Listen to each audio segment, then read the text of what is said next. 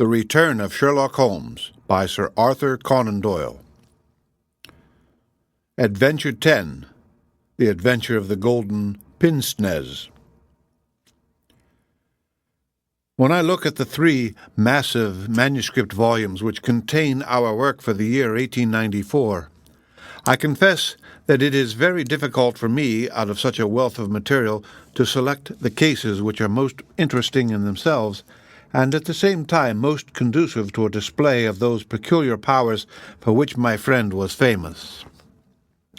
As I turn over the pages, I see my notes upon the repulsive story of the Red Leech and the terrible death of Crosby the banker.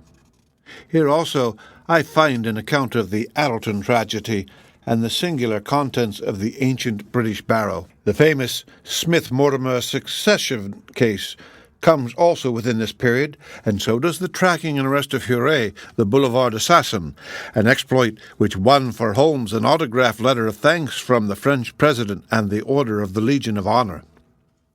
Each of these would furnish a narrative, but on the whole, I am of opinion that none of them unites so many singular points of interest as the episode of Yoxley Old Place, which includes not only the lamentable death of young Willoughby Smith, but also those subsequent developments which threw so curious a light upon the causes of the crime. It was a wild, tempestuous night towards the close of November. Holmes and I sat together in silence all the evening, he engaged with a powerful lens deciphering the remains of the original inscription upon a palimpsest, I deep in a recent treatise upon surgery. Outside, the wind howled down Baker Street, while the rain beat fiercely against the windows. It was strange there in the very depths of the town, with 10 miles of man's handiwork on every side of us, to feel the iron grip of nature, and to be conscious that to the huge elemental forces all London was no more than the molehills that dot the fields. I walked to the window and looked out on the deserted street. The occasional lamps gleamed on the expansive muddy road and shining pavement. A single cab was splashing its way from the Oxford Street end. "Well, Watson, it's as well we have not to turn out tonight," said Holmes, laying aside his lens and rolling up the palimpsest. "I've done enough for one sitting. It is trying work for the eyes. So far as I can make out, it is nothing more exciting than an abbey's accounts dating from the second half of the 15th century. Hello? Hello? Hello?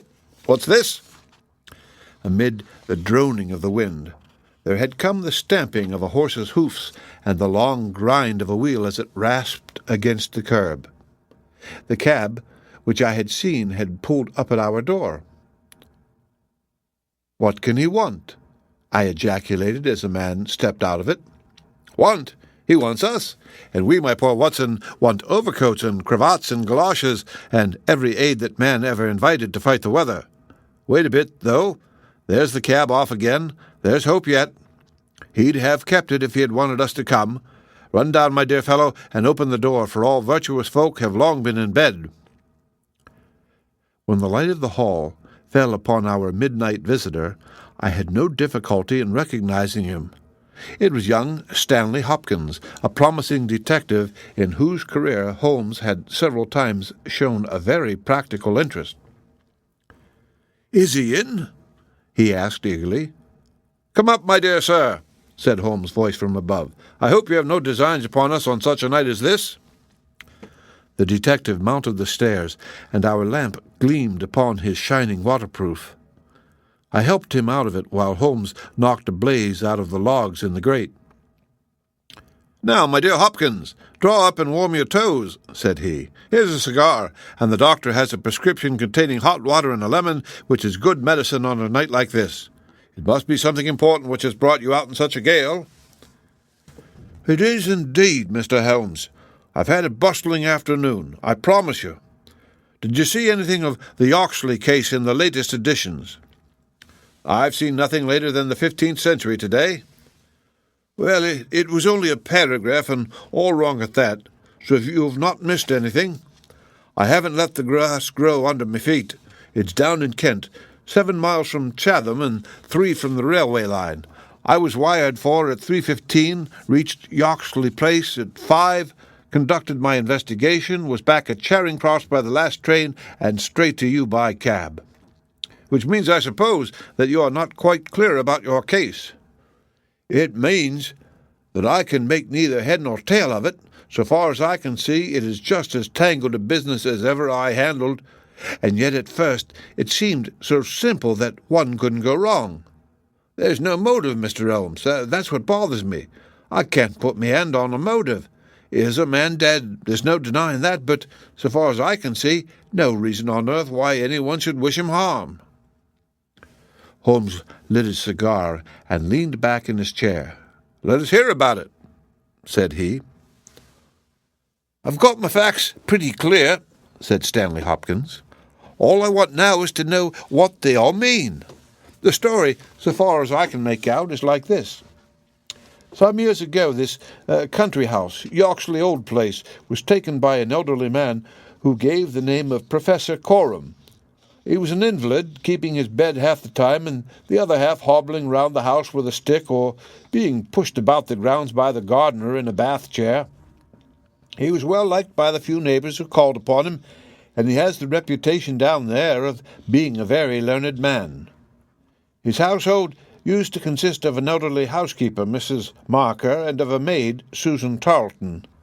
These have both been with him since his arrival, and they seem to be women of excellent character.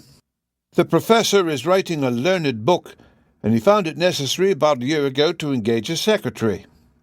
The first two that he tried were not successes, but the third, Mr. Willoughby Smith, a very young man straight from the university, seemed to have been just what his employer wanted. His work consisted in writing all the mornings to the professor's dictation, and he usually spent the evening in hunting up references and passages which bore upon the next day's work. This Willoughby Smith has nothing against him either as a boy at Uppingham or as a young man at Cambridge.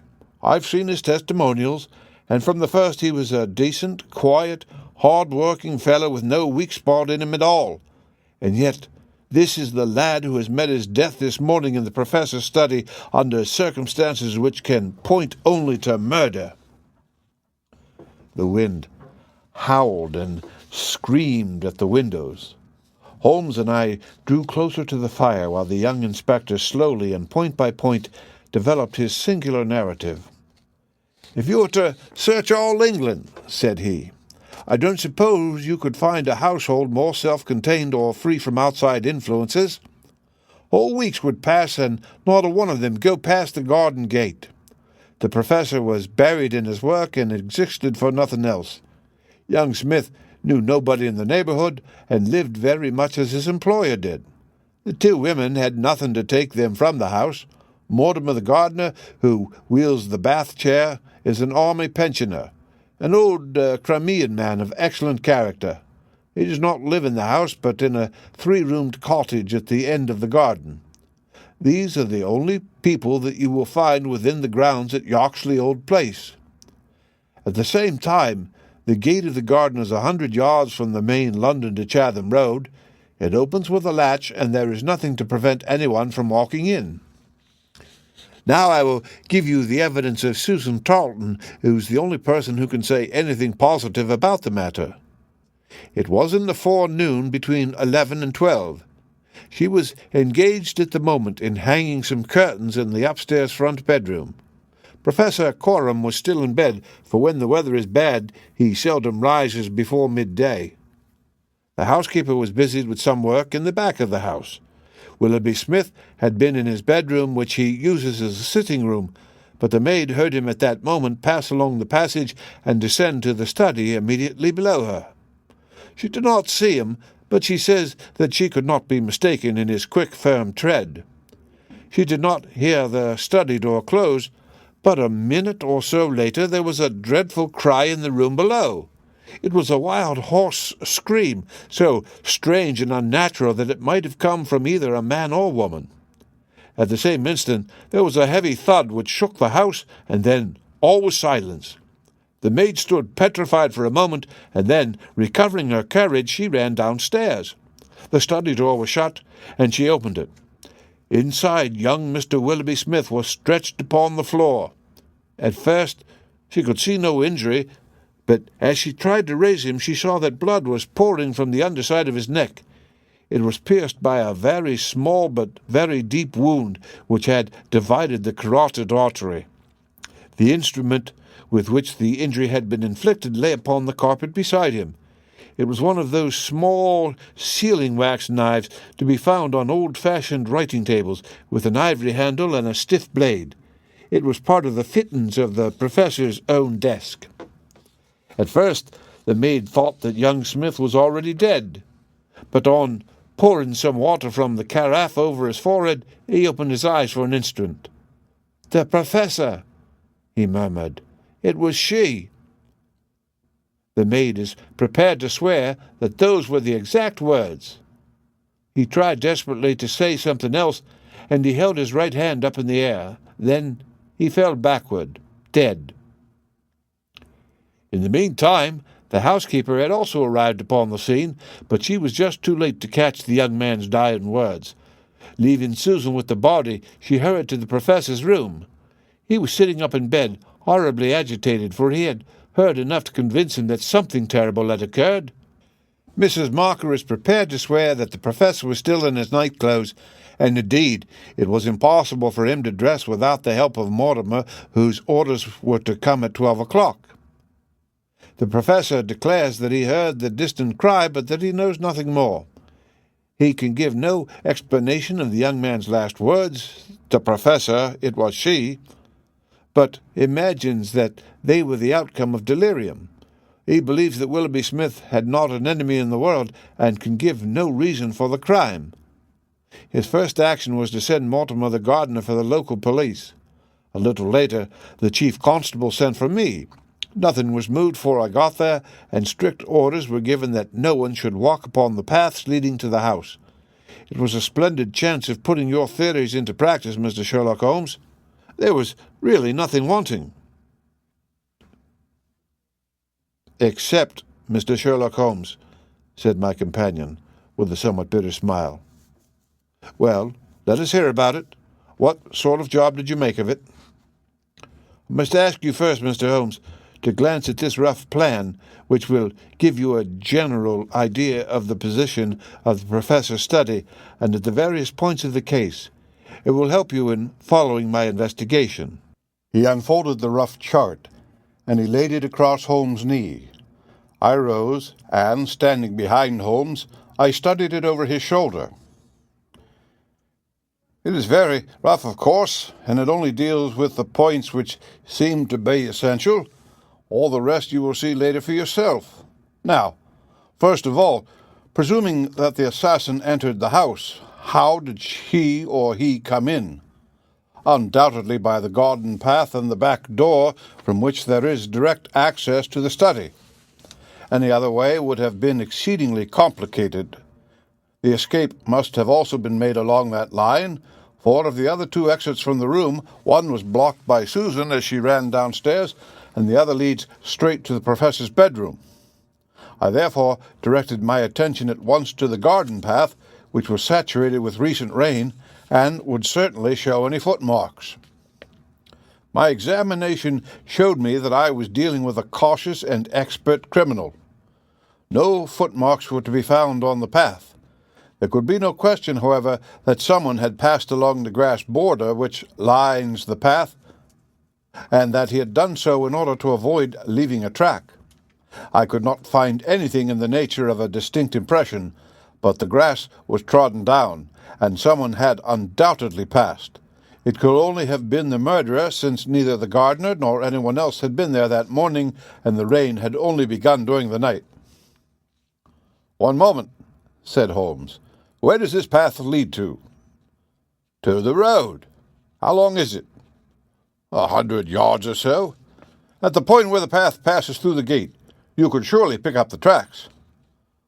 "Unfortunately, the path was tiled at that point." "Well, on the road itself?" "No, it was all trodden into mire."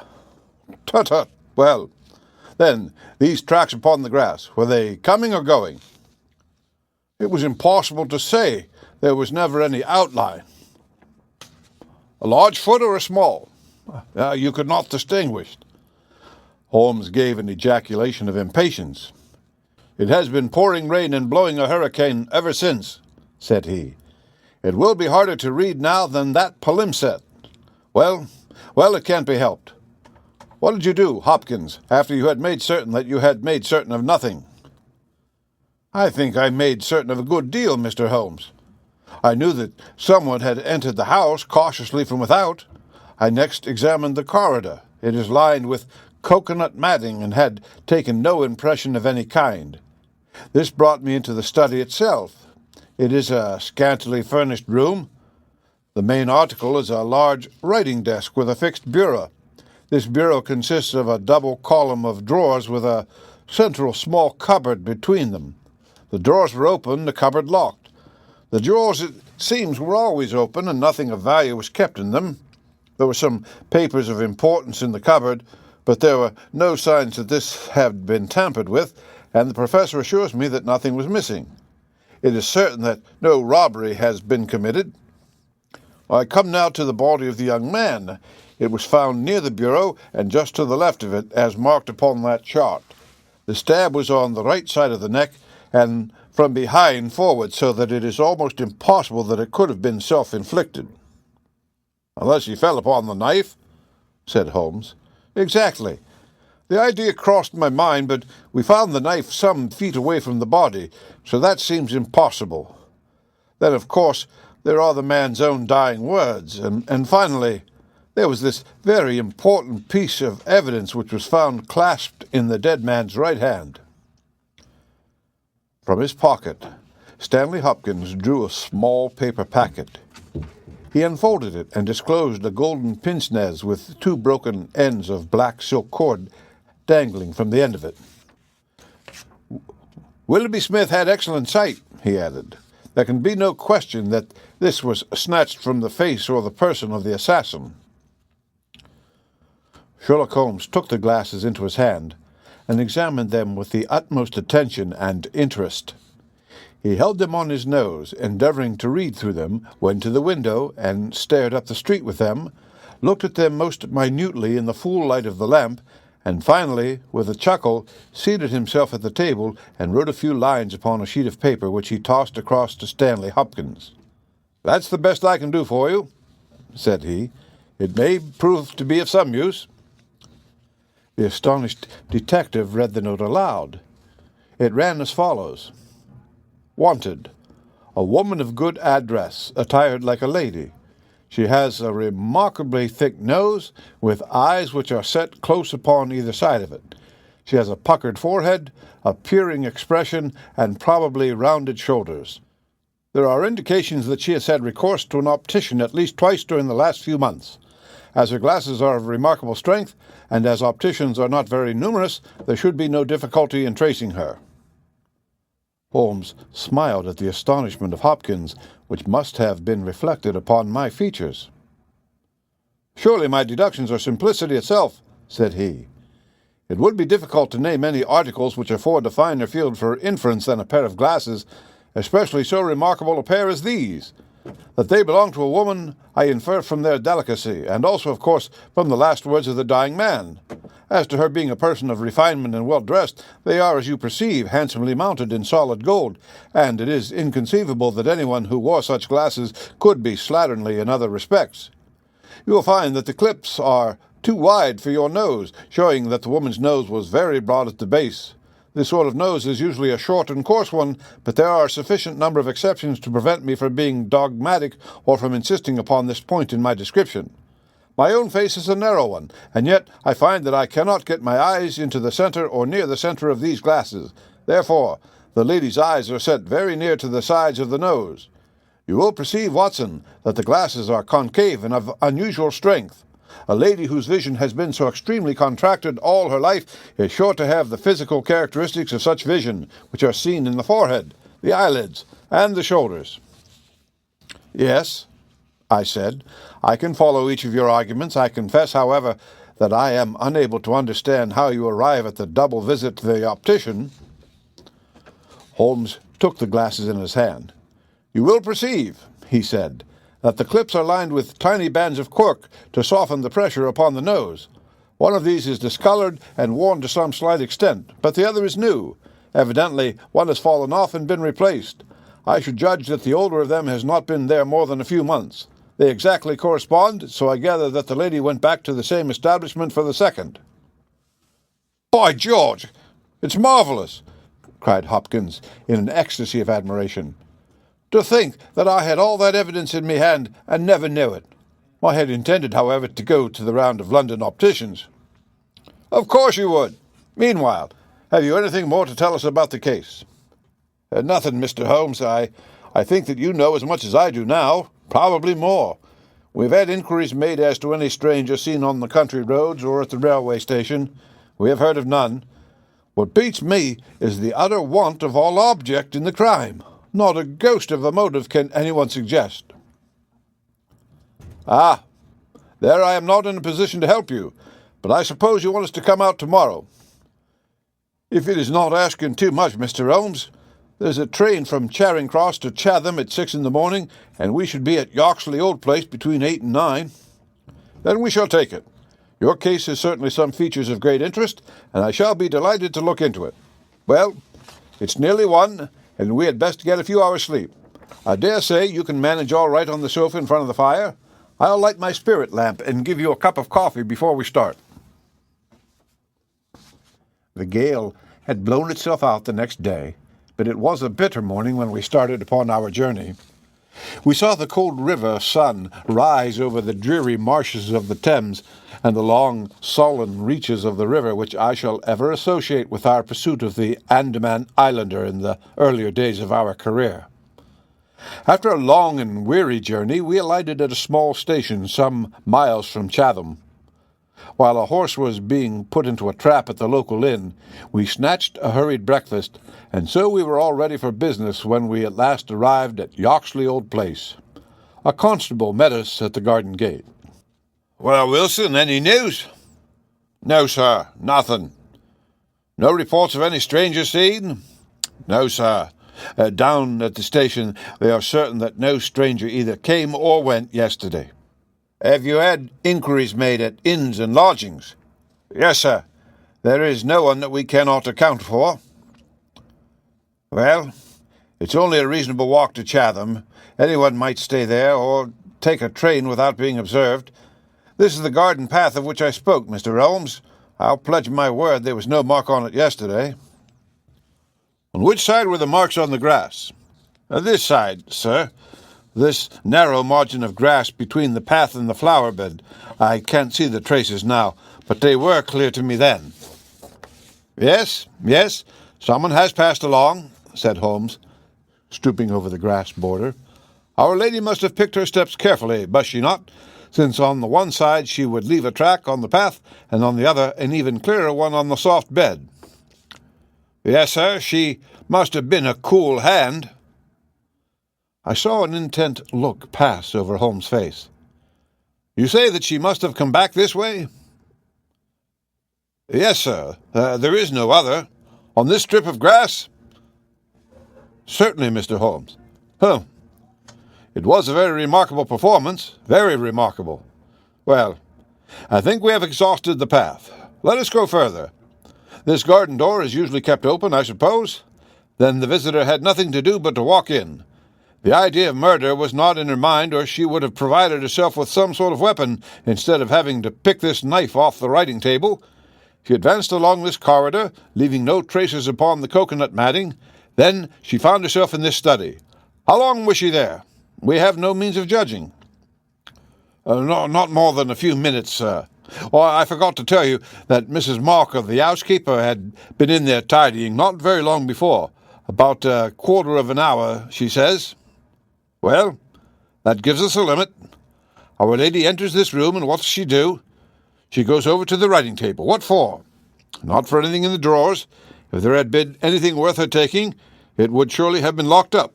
No, it was for something in that wooden bureau. Hello! What is that scratch upon the face of it? Just hold a match, Watson. Why did you not tell me of this, Hopkins?" The mark which he was examining began upon the brasswork on the right-hand side of the keyhole and extended for about 4 inches where it had scratched the varnish from the surface. "I noticed it, Mr. Holmes, but you'll always find scratches around a keyhole." "This is recent, quite recent. See how the brass shines where it is cut. An old scratch would be the same color as the surface. Look at it through my lens. There's the varnish, too, like earth on each side of a furrow. Is Mrs. Marker there?" A sad-faced elderly woman came into the room. "Did you dust this bureau yesterday morning?" "Yes, sir."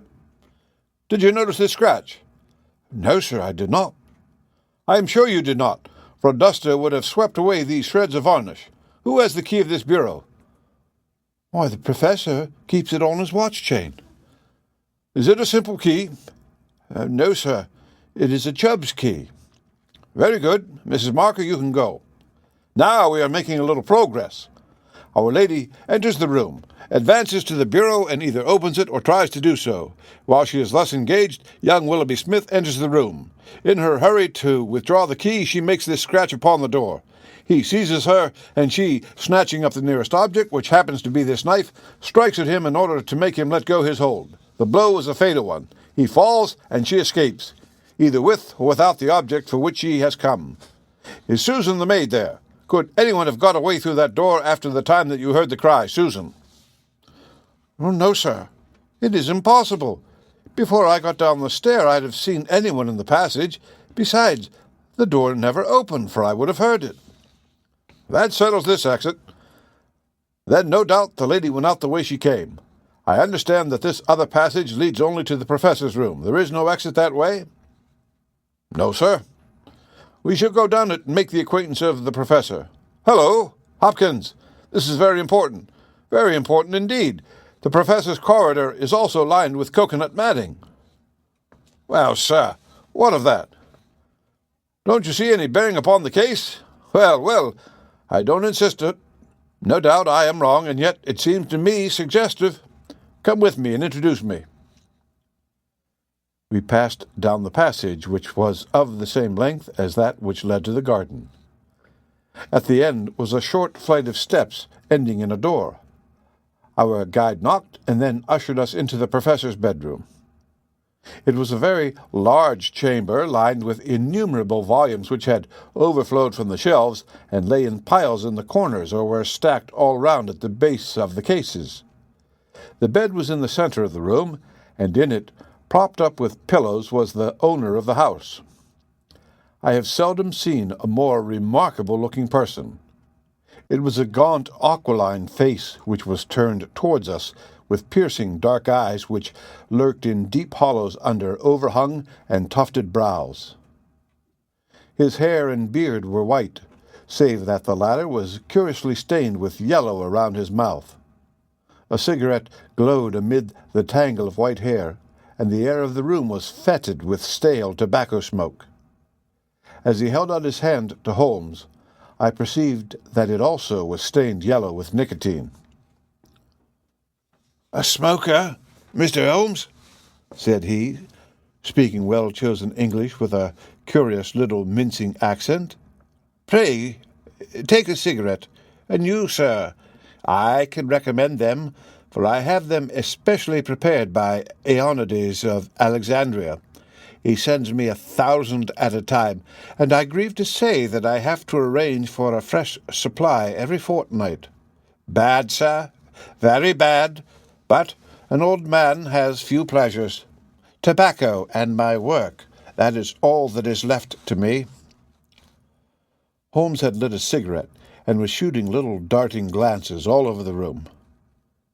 "Tobacco and me work, but now only tobacco," the old man exclaimed. "Alas, what a fatal interruption! Who could have foreseen such a terrible catastrophe? So estimable a young man, I assure you that after a few months' training he was an admirable assistant. What do you think of the matter, Mr. Holmes?" "I have not yet made up my mind." "I shall indeed be indebted to you if you can throw a light where all is so dark to us. To a poor bookworm and invalid like myself, such a blow is paralyzing. I seem to have lost the faculty of thought. But you are a man of action. You are a man of affairs. It is part of the everyday routine of your life. You can preserve your balance in every emergency. We are fortunate indeed in having you at our side." Holmes was pacing up and down one side of the room whilst the old professor was talking. I observed that he was smoking with extraordinary rapidity. It was evident that he shared our host's liking for the fresh Alexandrian cigarettes. "Yes, sir, it is a crushing blow," said the old man. "That is my magnum opus, the pile of papers on the side table yonder. It is my analysis of the documents found in the Coptic monasteries of Syria and Egypt, a work which will cut deep at the very foundations of revealed religion. With my enfeebled health, I do not know whether I shall ever be able to complete it now that my assistant has been taken from me." "Dear me, Mr. Holmes, why, you are even a quicker smoker than I am myself." Holmes smiled. "I'm a connoisseur," said he, taking another cigarette from the box, his fourth, and lighting it from the stub of that which he had finished. "I will not trouble you with any lengthy cross-examination, Professor Coram, since I gather that you were in bed at the time of the crime and could know nothing about it. I would only ask this. What do you imagine that this poor fellow meant by his last words, 'The professor, it was she'?" The professor shook his head. "Susan is a country girl," said he, "and you know the incredible stupidity of that class. I fancy that the poor fellow murmured some incoherent, delirious words, and that she twisted them into this meaningless message." "I see. You have no explanation yourself of the tragedy?" "Possibly an accident. Possibly. I only breathe it among ourselves. A suicide. Young men have their hidden troubles. Some affair of the heart, perhaps, which we have never known. It is a more probable supposition than murder." "But the eyeglasses?" "Ah, I am only a student, a man of dreams. I cannot explain the practical things of life, but still we are aware, my friend, that love gauges may take strange shapes. By all means, take another cigarette.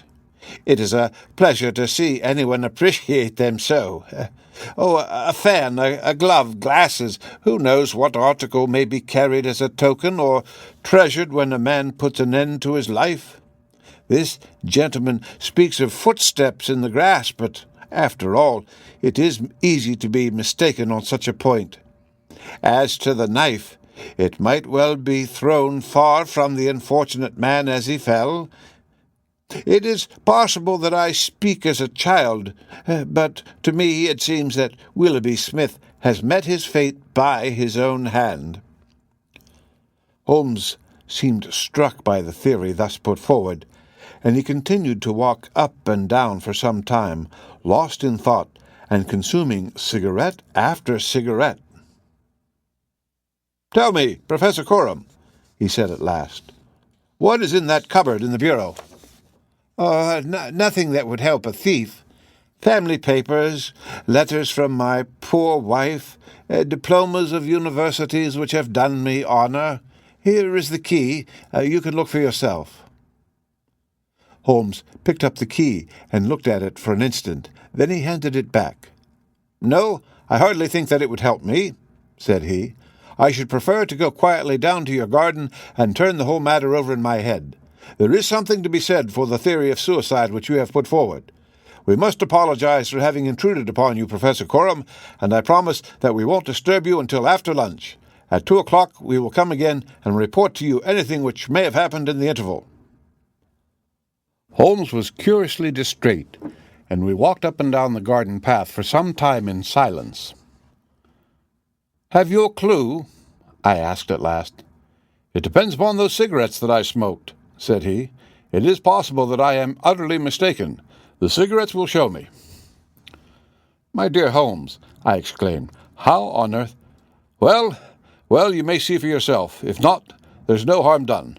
Of course, we always have the optician clue to fall back upon, but I take a shortcut when I can get it. Ah, here is the good Mrs. Marker. Let us enjoy 5 minutes of instructive conversation with her. I may have remarked before that Holmes had, when he liked, a peculiarly ingratiating way with women, and that he very readily established terms of confidence with them. In half the time which he had named, he had captured the housekeeper's goodwill and was chatting with her as if he had known her for years. "Yes, Mr. Holmes, it is as you say, sir.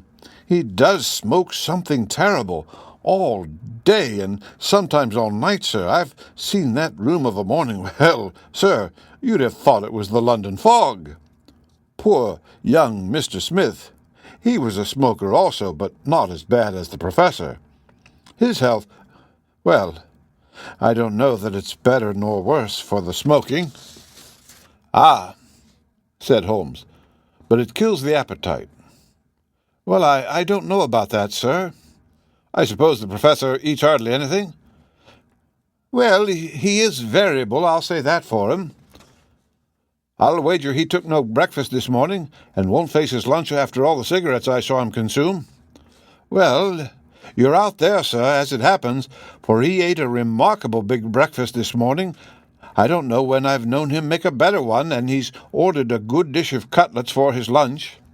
I'm surprised myself, for since I came into that room yesterday and saw young Mr. Smith lying there on the floor, I couldn't bear to look at food.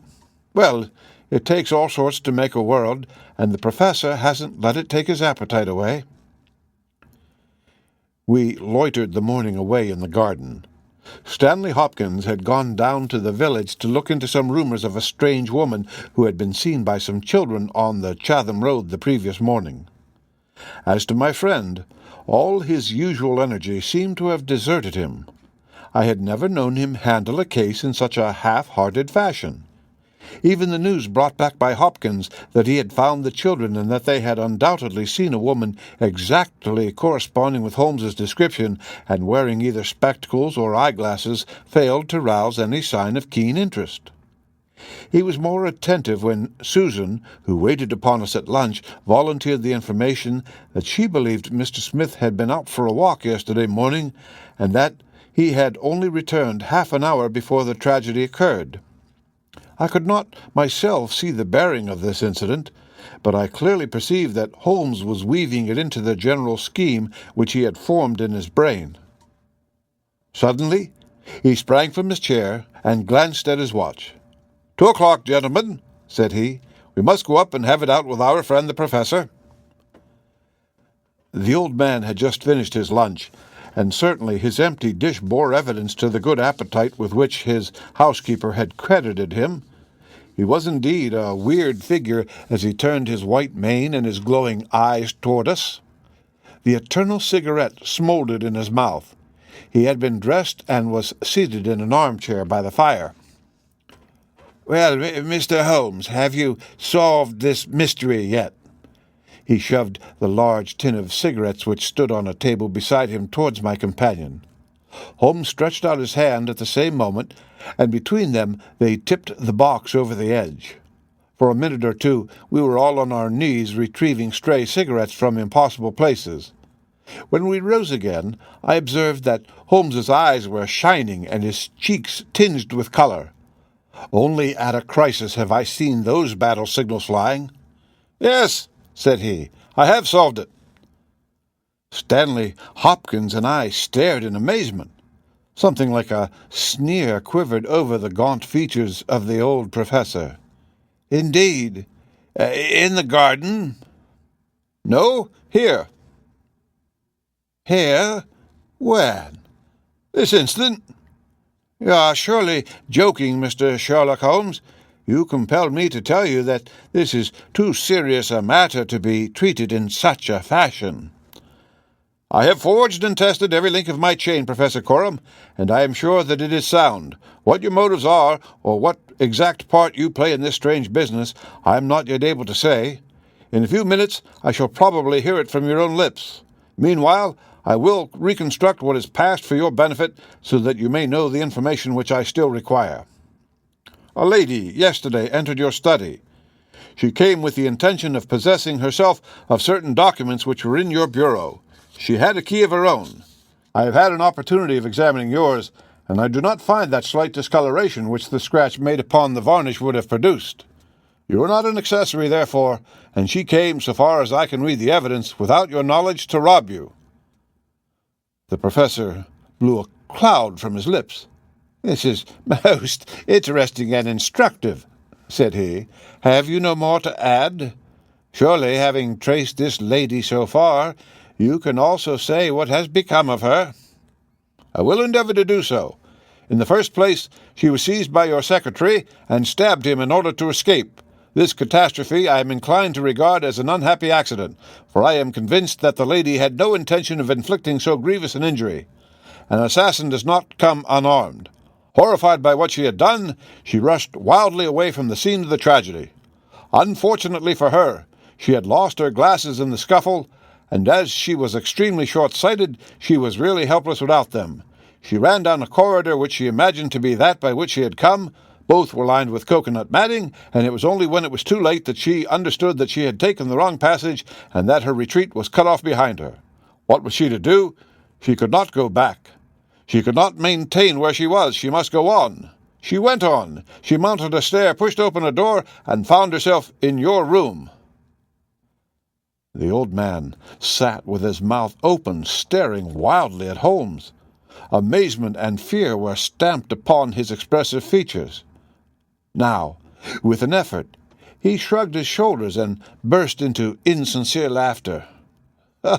"All very fine, Mr. Holmes," said he, "but there is one little flaw in your splendid theory. I was myself in my room, and I never left it during the day." "I am aware of that, Professor Corrin." "And you mean to say that I could lie upon that bed and not be aware that a woman had entered my room?" "I never said so. You were aware of it. You spoke with her. You recognized her. You aided her to escape." Again, the professor burst into high-keyed laughter.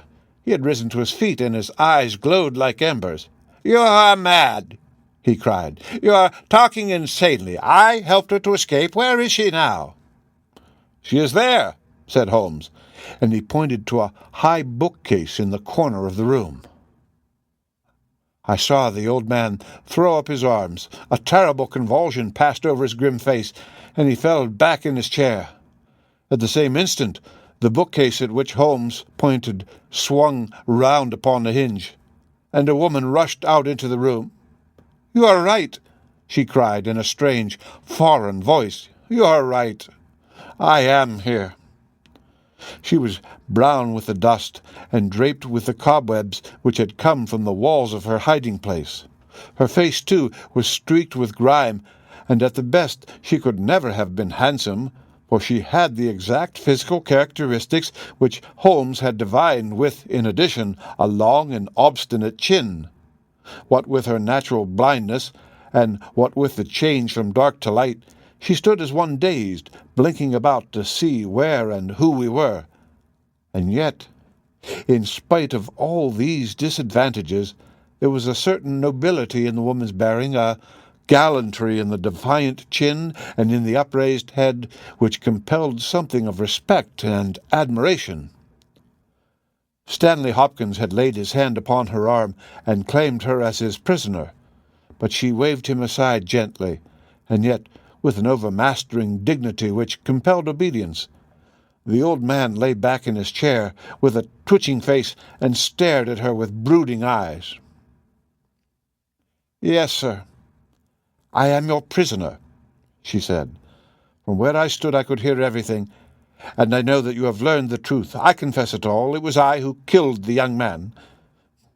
But you are right, you who say it was an accident. I did not even know that it was a knife which I held in my hand, for in my despair I snatched anything from the table and struck at him to make him let me go. It is the truth that I tell." "Madam," said Holmes, "I am sure that it is the truth. I fear that you are far from well."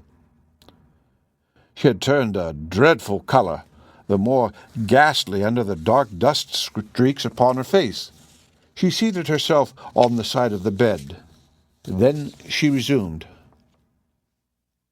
"I have only a little time here," she said, "but I would have you to know the whole truth. I am this man's wife. He is not an Englishman. He is a Russian. His name I will not tell." For the first time, the old man stirred. "God bless you, Anna," he cried. "God bless you." She cast a look of the deepest disdain in his direction. "Why should you cling so hard to that wretched life of yours, Sergius?" said she. "It has done harm to many and good to none, not even to yourself. However, it is not for me to cause the frail thread to be snapped before God's time. I have enough already upon my soul since I crossed the threshold of this cursed house, but I must speak, or I shall be too late. I have said, gentlemen, that I am this man's wife.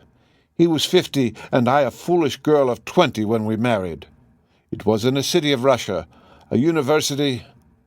I will not name the place." "God bless you, Anna," murmured the old man again. "We were reformers, revolutionists, nihilists, you understand. He and I and many more. Then there came a time of trouble. A police officer was killed, many were arrested.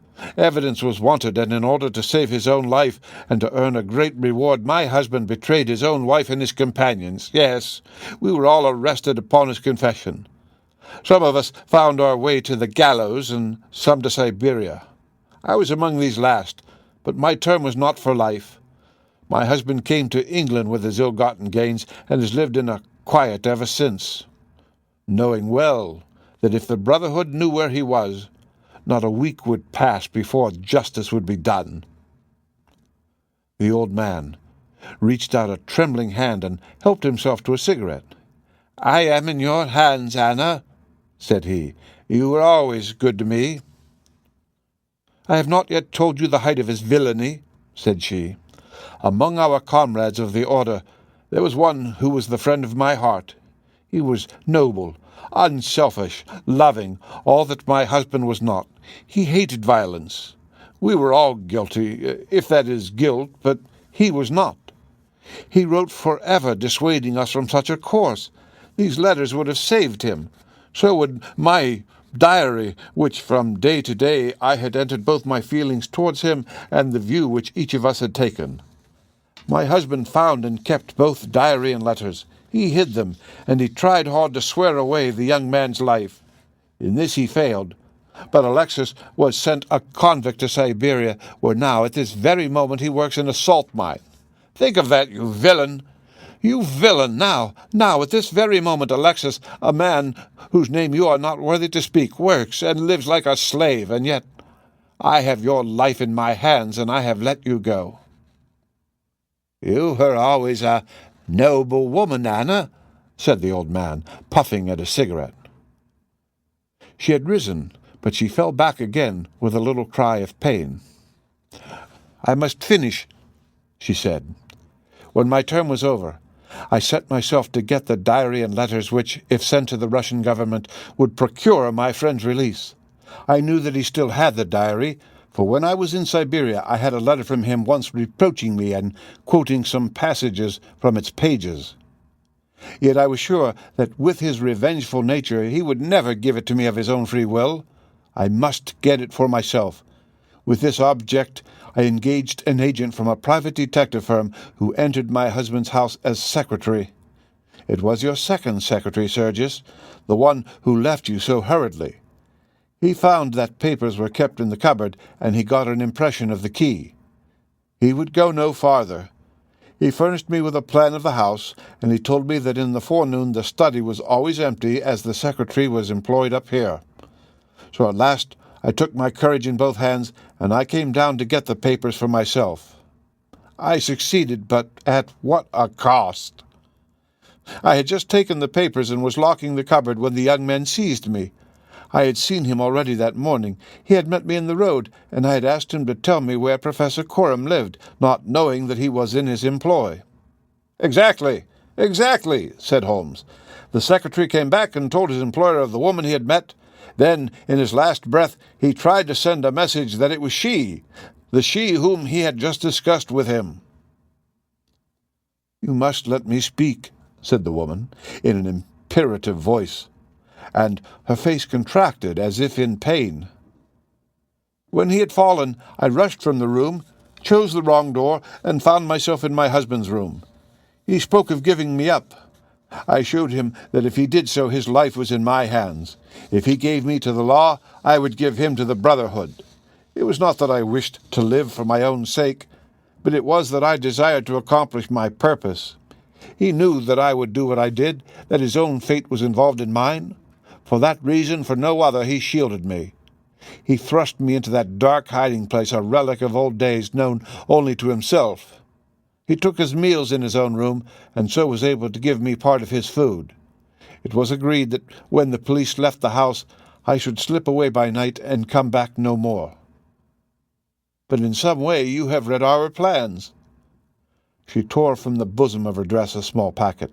"These are my last words," said she. "Here is the packet which will save Alexis. I confide it to your honor and to your love of justice. Take it. You will deliver it at the Russian embassy. Now I have done my duty and—" "Stop her!" cried Holmes. He had bounded across the room and had wrenched a small vial from her hand. "Too late," she said, sinking back on the bed. "Too late. I took the poison before I left my hiding place. My head swims. I am going. I charge you, sir, to remember the packet." "A simple case, and yet in some ways an instructive one," Holmes remarked as we travelled back to town. "It hinged from the outset upon the Pince-Nez. But for the fortunate chance of the dying man having seized these, I am not sure that we could ever have reached our solution. It was clear to me from the strength of the glasses that the wearer must have been very blind and helpless when deprived of them. When you asked me to believe that she walked along a narrow strip of grass without once making a false step, I remarked, as you may remember, that it was a noteworthy performance. In my mind, I set it down as an impossible performance, save in the unlikely case that she had a second pair of glasses. I was forced, therefore, to seriously consider the hypothesis that she remained within the house. On perceiving the similarity of the two corridors, it became clear that she might very easily have made such a mistake, and in that case it was evident that she must have entered the professor's room. I was keenly on the alert, therefore, for whatever would bear out this supposition, and I examined the room narrowly for anything in the shape of a hiding place. The carpet seemed continuous and firmly nailed, so I dismissed the idea of a trap-door. There might well be a recess behind the books. As you are aware, such devices are common in old libraries. I observed that books were piled on the floor at all other points, but that one bookcase was left clear. This, then, might be the door. I could see no marks to guide me, but the carpet was of a dun color, which lends itself very well to examination. I therefore smoked a great number of those excellent cigarettes, and I dropped the ash all over the space in front of the suspected bookcase. It was a simple trick, but exceedingly effective. I then went downstairs, and I ascertained in your presence, Watson, without your perceiving the drift of my remarks, that Professor Coram's consumption of food had increased, as one would expect when he is supplying a second person. We then ascended to the room again, when, by upsetting the cigarette box, I obtained a very excellent view of the floor, and was able to see quite clearly from the traces upon the cigarette ash that the prisoner had, in our absence, come out from her retreat. Well, Hopkins, here we are at Charing Cross, and I congratulate you on having brought your case to a successful conclusion. You are going to headquarters, no doubt, I think. Watson, you and I will drive together to the Russian embassy. The end of Adventure 10. Read by Rick Kishner for Lit2Go on the web at fcit.usf.edu.